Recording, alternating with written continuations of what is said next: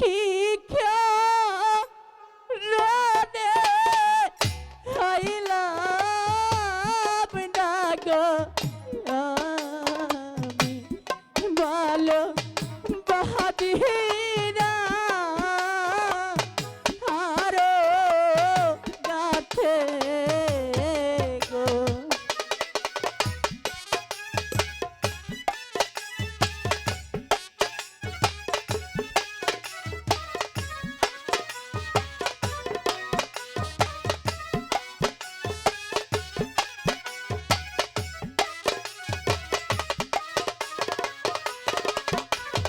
হাইরে বৈরে শশী বেরো নারে বহারি বেইলার ভাইয়াছ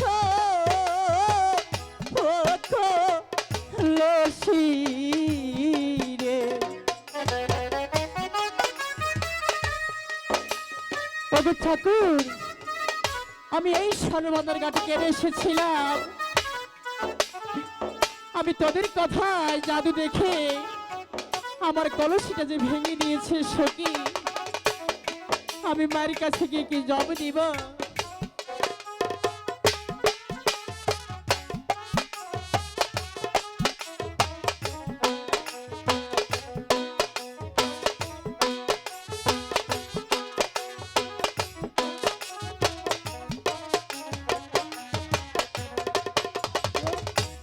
ভাই গো ভাঙছি তোমার মাইটা না গো কলসি দেহিলা দিবস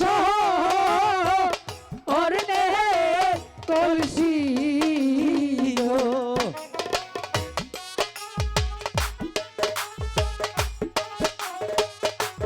এবার যেতে পারবে না।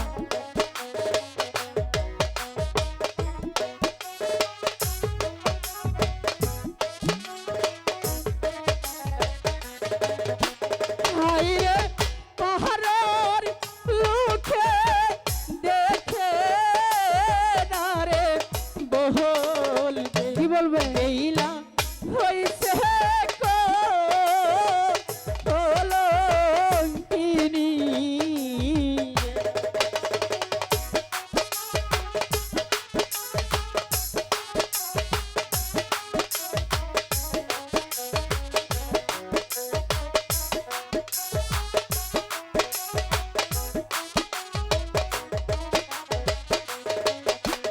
ভাই গো লোকের মন্দ পুষ্প না গো চন্দ্র বেইলা রেখেছি ইমন কলে গো।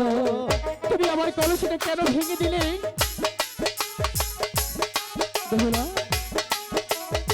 আমি এমন কি তোমার কাছে অপরাধ করেছি যার কারণে তুমি আমাকে কাঁদাচ্ছ?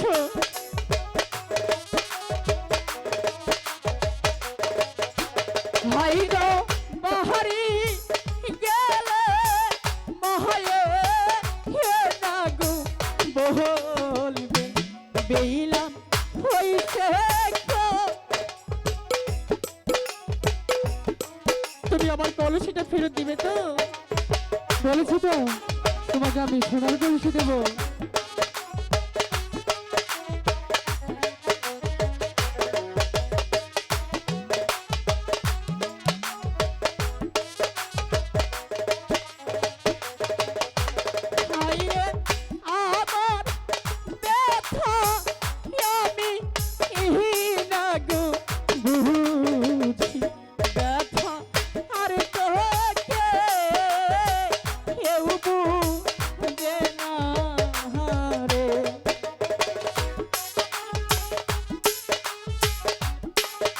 দাদা আমরা মনে হচ্ছে কলসিটা ভেঙে বড় অন্যায় করে ফেলেছি। হ্যাঁ দাদা, আমার তাই মনে হচ্ছে।